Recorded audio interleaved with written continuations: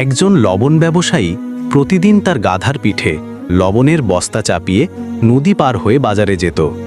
গাধাটি ছিল শান্ত ও বাধ্য, তবে একটু চালাকও ছিল।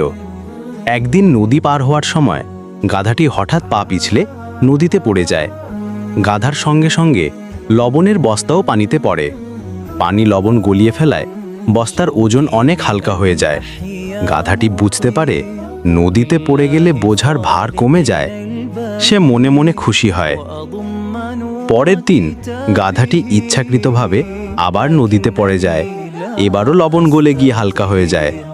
এটি সে কয়েকদিন করতে থাকে, কিন্তু একদিন ব্যবসায়ী ব্যাপারটি বুঝতে পারে। সে সিদ্ধান্ত নেয় এবার গাধাকে শিক্ষা দিতে হবে।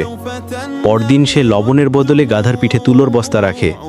গাধাটি আবার নদীতে পড়ে যায়, কিন্তু এবার উল্টো হলো। তুলা কানিতে ভিজে অনেক ভারী হয়ে গেল।